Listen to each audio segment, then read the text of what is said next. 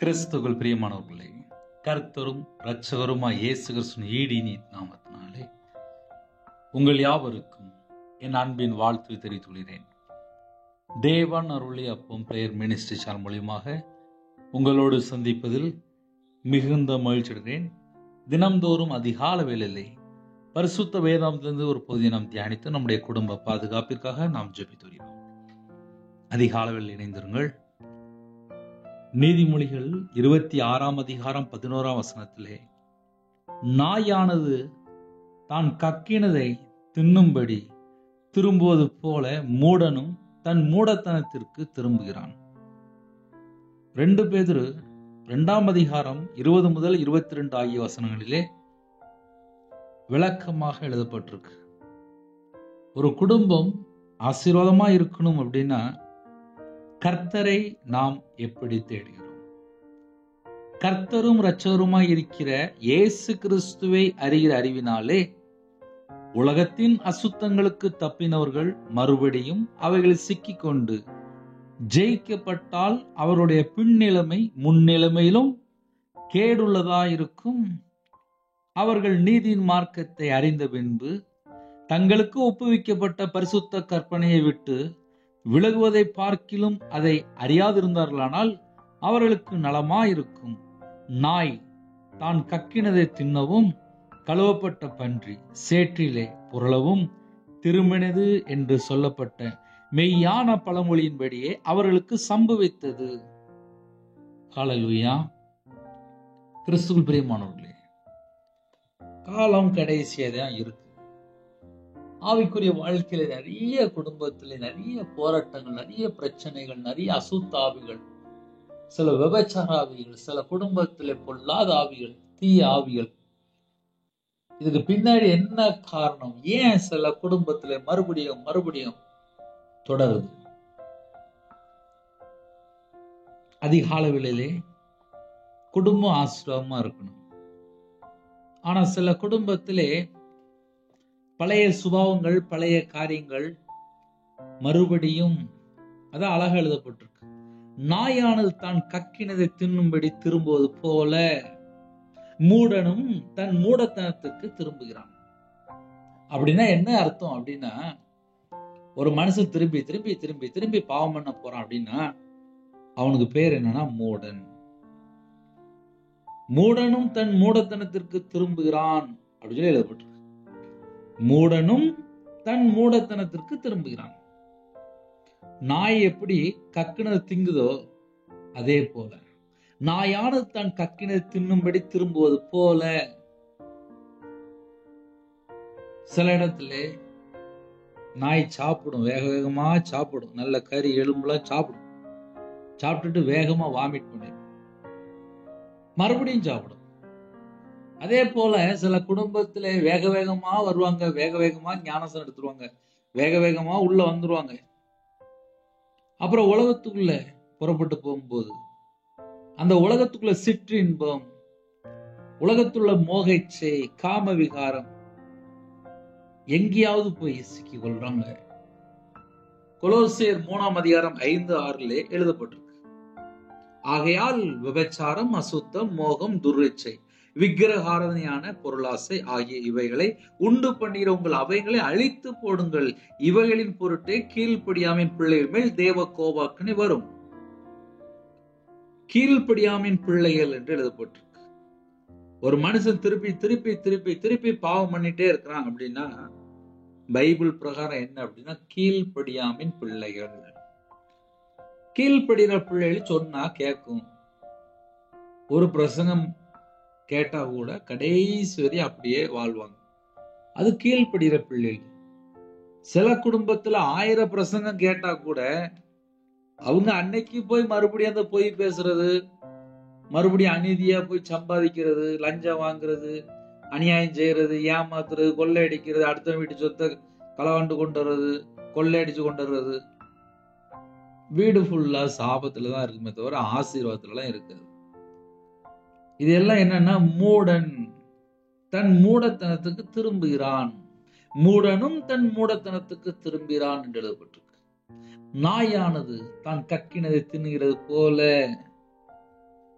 இன்னைக்கு நிறைய குடும்பத்தை என்ன பிரச்சனை தேடி தேடி பார்த்தா பைபிள் வாசிக்க முடியல, ஜெபிக்க முடியல, தேவனை தேட முடியல, அந்த பிரச்சனை இந்த பிரச்சனை அப்படிம்பாங்க.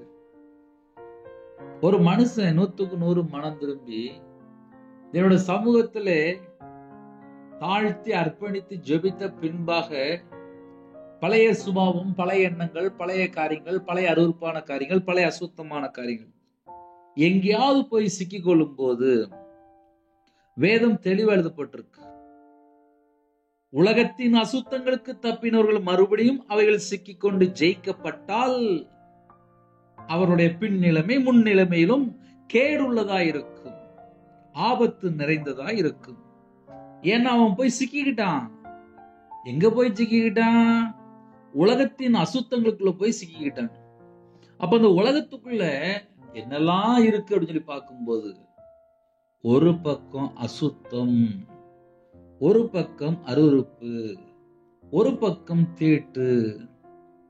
எங்கெல்லாம் கர்த்தரை விட்டு ஒரு மனுஷன் தள்ளி போறானோ அவனுடைய வாழ்க்கையில தீட்டுக்குள்ள போய் மாட்டிக்கிடுவான், அசுத்தத்துக்குள்ள போய் மாட்டிக்கிடுவான்.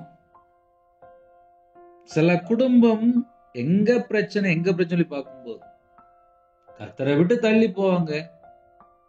அதுக்கப்புறம் நேரா பழைய சுபாவம், பழைய எண்ணங்கள், மறுபடியும் இஷ்டம் போல படம் பார்க்கறது, நாடகம் பார்க்கறது, கேம் விளையாடுறது, மறுபடியும் பழைய வாழ்க்கை, மறுபடியும் பழைய அந்த விக்கிரத்துக்குள்ள போய் ஐக்கியம், மறுபடியும் பொருளாசை, மறுபடியும் பண ஆசை, மறுபடியும் கேடான வாழ்க்கை, மறுபடியும் துன்மார்க்கமான வாழ்க்கை.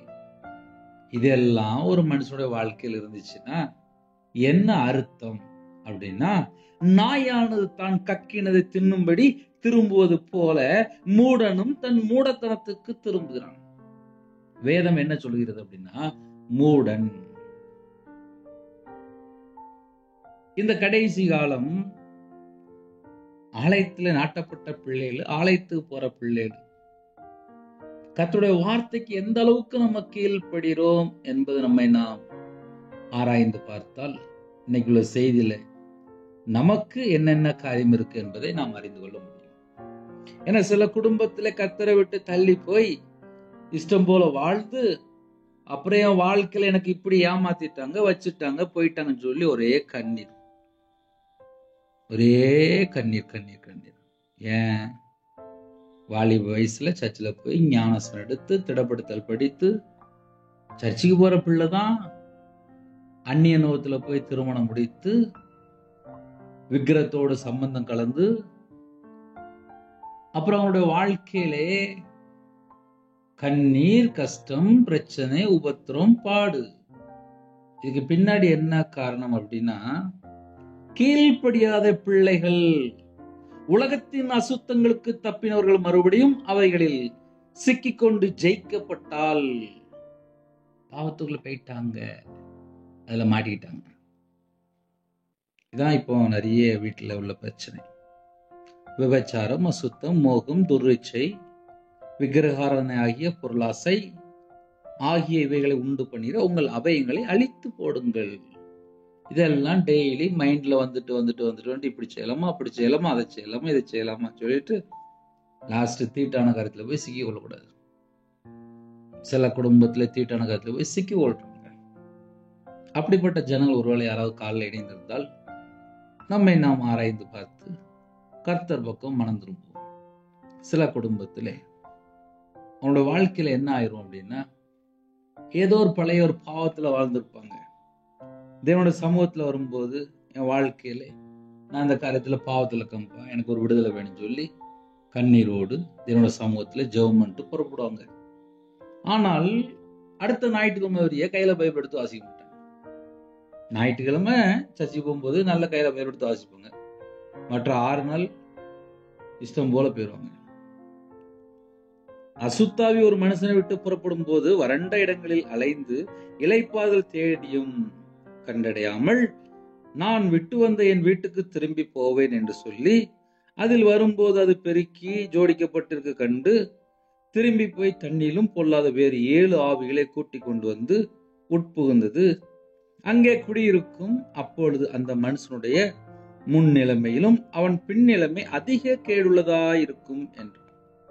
லூக்கா 11ஆம் அதிகாரம் 24 முதல் 26 ஆகிய வசனங்கள்.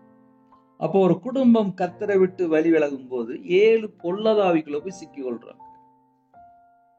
நிறைய குடும்பத்துல இப்படிப்பட்ட பிரச்சனை.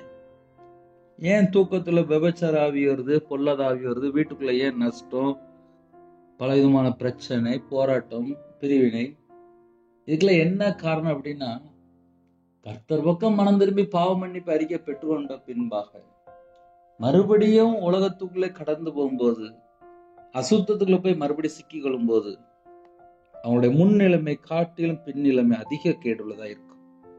7 பொல்லாதாவி என்று எழுதப்பட்டு இதுல நிறைய குடும்பத்துல போய் சிக்கி கொள்றாங்க. எப்படி பிரதர் சொல்றீங்க அப்படின்னா, நாயானது தான் கக்கினதை தின்னும்படி திரும்புவது போல மூடனும் தன் மூடத்தனத்துக்கு திரும்புகிறான். எங்கெல்லாம் கர்த்தரை விட்டு தள்ளி போய் பாவத்துக்குள்ளே அக்கிரமத்துக்குள்ளே விழுந்துகிட்டு அப்புறம் எனக்கு பிரச்சனை சொல்லி உட்காந்து புலம்பிட்டு இருப்பான். ஒரு மனுஷன் கர்த்தர் பக்கம் வந்தாச்சு அப்படின்னா முழுசா வந்து சேர்ந்துடணும். மறுபடியும் அந்த பழைய வாழ்க்கைக்குள்ளேயோ செத்த வாழ்க்கைக்குள்ளேயோ தேவையில்லாத ஃப்ரெண்டு, தேவையில்லாத அந்த விக்கிரத்துக்குள்ள யார்ட்டையாவது போய் அப்புறம் அவங்களோட வாழ்க்கையில பார்த்த நிம்மதியே இருக்காது. காலைவேளையில் செய்தி என்ன அப்படின்னா, ஒரு குடும்பம் ரட்சிக்கப்பட்டதுக்கு அப்புறம் இயேசுவை சொந்த ரட்சகரை ஏற்றுக்கொண்ட பின்பாக வேதம் தெளிவு எழுதப்பட்டிருக்கு. அவர்கள் நீதியின் மார்க்கத்தை அறிந்த பின்பு தங்களுக்கு ஒப்புவிக்கப்பட்ட பரிசுத்த கற்பனை விட்டு விலகுவதை பார்க்கிறோம் அதை அறியாது இருந்தார்களானால் அவர்களுக்கு நலமா இருக்கும். உனக்கு தெரியாத வரையும் பிரச்சனை இல்லப்பா. இப்போ உனக்கு தெரியும், இயேசுதான் உலக ரட்சகர், அவர்தான் உன்னை மீட்டெடுக்க வந்தாரு, தம்முடைய சொந்த ரத்தத்தினால கழிவை சுத்திகரிக்கிறாரு, நீ அவர்தான் விசுவாசிக்கிற. விசுவாசித்த பின்பாக பாவ மன்னிப்பு அறிக்கை பண்ணி விட்டுவிட்ட பின்பாக பரிசுத்தாவை பெற்றுக்கொண்ட பின்பாக கர்த்தருடைய வார்த்தைக்கு நம்ம நிலைத்திருக்கணுமே தவிர மறுபடியும் பழைய வாழ்க்கைக்குள்ளேயோ பழைய சுபாவங்களிலோ போகும்போது அதிக கேடுள்ளதா இருக்கும். அதிக கேடு என்று எழுதப்பட்டிருக்கு. சில குடும்பத்துல அதிக கேடுல தான் போய் சிக்கி கொள்றாங்க. அதனால காலவேளையிலே நம்ம கர்த்தருடைய சமூகத்தில் அர்ப்பணிப்போம். ஆவிக்குரிய ஆசீர்வாதங்களை பெற்றுக்கொள்ளணும் அப்படின்னா நம்முடைய வாழ்க்கை தேவனுக்கு பிரியமானபடி இருக்கா என்பதை நாம் ஆராய்ந்து பார்ப்போம். கண்களை மூடி நாம் ஜெபம் செய்வோம். அன்பின் கர்த்தாவே, உம்முடைய பாதப்படியில் வருகிறோம்ப்பா. உண்மை நன்றியோடு துதிக்கிறோம்ப்பா. இந்த நாளை காண கிருபைக்கு நன்றி.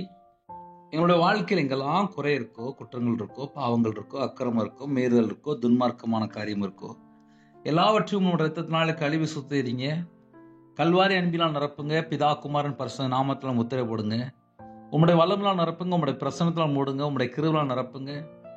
ஜெப அபிஷேகம் தாங்க, தியானிக்கிற அபிஷேகம் தாங்க, துதிக்கிற அபிஷேகம் தாங்க. ஆவிக்குரிய 9 கனிகளினாலும் ஆவிக்குரிய 9 வரனாலும் நிரப்புங்க. சிறுபிள்ளை முதல் கொண்டு முதியோர்கள் எல்லாரையும் கர்த்தர் வேலடைங்க. பிறந்த நாள், திருமண நாள் கொண்டாடுகிற குடும்பத்தை கர்த்தர் 1000 மடங்கு ஆசீர்வதிங்க. கற்பதனிங்க ஜெபிக்கிறோம். கர்த்தர் மனமரங்க. மாசமா இருக்காங்க, கர்த்தர் ஆசீர்வாத கிருபைக்காக நன்றி. டெலிவரி போறாங்க, கர்த்தர் கூட இருங்க. பிள்ளைகளோட வாழ்க்கையிலே எந்தெந்த குடும்பத்துல இந்த நாட்டுக்குள்ள இருக்காங்களோ எல்லாரையும் கர்த்தர் கண்ணோக்கி பார்க்கணும். சிறுபிள்ளைகள் முதல் கொண்டு முதியோர் வரை எல்லாரையும் கர்த்தர் கண்ணோக்கி பாருங்க. வேற வேற நாட்டுக்குள்ள வேற வேற சூழ்நிலை இருக்காங்க, எல்லாரையும் கர்த்தர் சந்திங்க.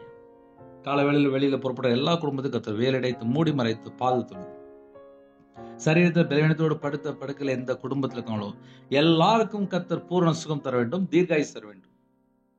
தேவன் அருளை அப்பம் மினிஸ்டர் முடியுமா இந்த குடும்பங்கள் இயேசு கிறிஸ்து நாமத்தினால் ஆசீர்வதிக்கப்படட்டும். ஆட்டுக்குட்டியான ஜீவபுஸ்தகத்திலே அப்பாவுடைய பிள்ளைகளுடைய பேர் எழுதப்படணும்.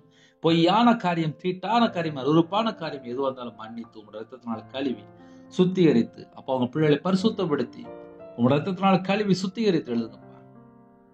உங்களுடைய ஜீவன் பண்ணிக்கிறோம். இந்த நாளைகளுக்கு ஆசீர்வதித்தாங்க. எல்லா தடையெல்லாம் நீக்கி ஆசீர்வதிங்க. துதிகான மகிமெல்லாம் முறைக்கே செலுத்திடும். இயேசு கிறிஸ்து பிதாவே, ஆமென். தேவனுக்கே மேம்பட்டதாக கர்த்தர் தாமே உங்களை உங்கள் குடும்பத்தின் சகல காரியத்தையும் சம்பூர்ணமா திருப்தியா கர்த்தர் கூட ஆசீர்வதிப்பாராக. ஆமென். கர்த்தராகிய இயேசு கிறிஸ்து கிருபையும் பிதாவாகியோட அன்பும் பரிசுத்தனுடைய ஐக்கியமும் எப்பொழுதும் சதா காலங்களிலும் நம்மளோடு கொடுப்பதாக. ஆமென். கிறிஸ்து பிரியமானவர்களே, என் பேர் ரவிராஜ். எனக்காக ஜெபித்துக் கொள்ளுங்கள். 9363064181 என்ற நம்பர் உண்டால் நாங்கள் உங்களுக்காக குடும்பத்துக்காக ஜெபிப்போம். கர்த்தர் உங்களையும் உங்கள் குடும்பத்தையும் சகல காரியத்தையும் சம்பூர்ணமா திருப்தியா ஆசீர்வதிப்பாராக. ஆமென். God bless you. Thanks for watching. Please subscribe our channel. Click the like and share. Click the bell. God bless you.